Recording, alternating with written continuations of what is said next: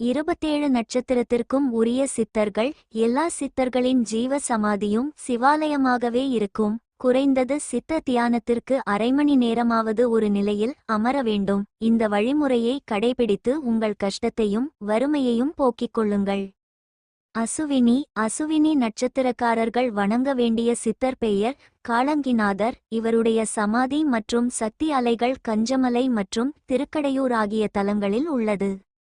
பரணி சித்தர் போகர் ஆவார். இவருடைய சமாதி பழனி முருகன் சன்னதியில் உள்ளது. கிருத்திகை ரோமரிஷி சித்தர் ஆவார். இவருக்கு சமாதியும் இல்லை, இவர் உடல் அழியவும் இல்லை, நேரடியாக கைலாயத்திற்கு சென்றுவிட்டார் என்பதால் இவரை திங்கள்கிழமை வெள்ளை ஆடை அணிந்து வடக்கு நோக்கி நினைத்து வணங்க வேண்டும். ரோகிணி சித்தர் மச்சமுனி ஆவார். இவருடைய ஜீவ சமாதி திருப்பரங்குன்றத்தில் உள்ளது. மிருகசீரிஷம் சித்தர் பாம்பாட்டி சித்தர் ஜீவ சமாதி சங்கரன் கோயில் என்ற ஊரில் உள்ளது. இன்னொருவர் சட்டமுனி சித்தர் ஆவார். ஊர் திருவரங்கம் ஆகும்.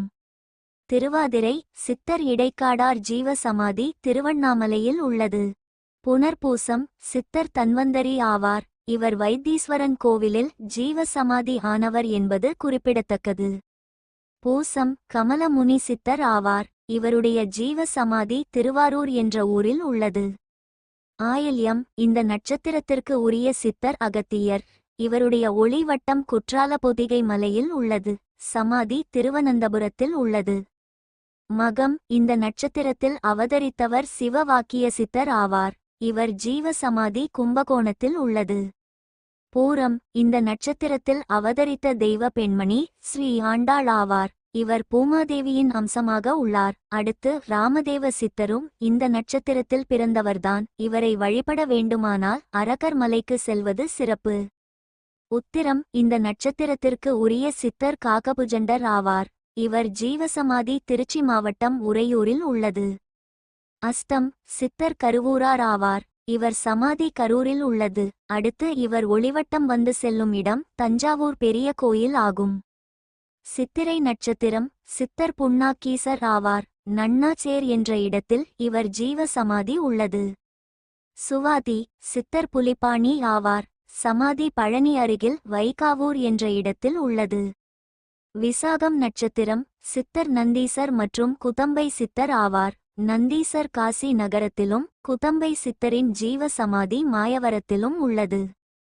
அனுஷம் சித்தர் வால்மீகி அல்லது வான்மீகர் என்று அழைக்கப்படுவார். இவரின் ஜீவ சமாதி எட்டுக்குடியில் உள்ளது. கேட்டை சித்தர் பகவான் வியாசர் ஆவார். இவர் உடல் அழிவற்றது, எனவே காற்றோடு காற்றாக கலந்து இருப்பார். இவரை நினைத்தாலே போதும், அவ்விடம் வருவார். மூலம் நட்சத்திரம் சித்தர் பதஞ்சலி ஆவார். இவர் சமாதி ராமேஸ்வரத்தில் உள்ளது. பூராடம் சித்தர் பூரம் நட்சத்திரத்திற்கு சொல்லப்பட்ட ராமதேவர் எனும் யாக்கோப்பு சித்தரே ஆவார். அழகர்மலை மற்றும் மெக்காவில் ஜீவ ஒளி உள்ளது. உத்திராடம் சித்தபிரான் கொங்கணர். இவர் ஜீவசமாதி திருப்பதியில் உள்ளது. திருவோணம் இந்த நட்சத்திரத்திற்கு உரிய சித்தர் தட்சிணாமூர்த்தி சுவாமிகள் ஆவார். இவருடைய சமாதி பாண்டிச்சேரி அடுத்து உள்ள பள்ளித்தென்னல் என்ற இடத்தில் உள்ளது. அவிட்டம் சித்தர் திருமூலர் ஆவார். இவருடைய ஜீவசமாதி சிதம்பரத்தில் உள்ளது. சதயம் இந்த நட்சத்திரத்தில் பிறந்தவர் கௌபாலர். இவரின் சமாதி எங்கு என தெரியவில்லை.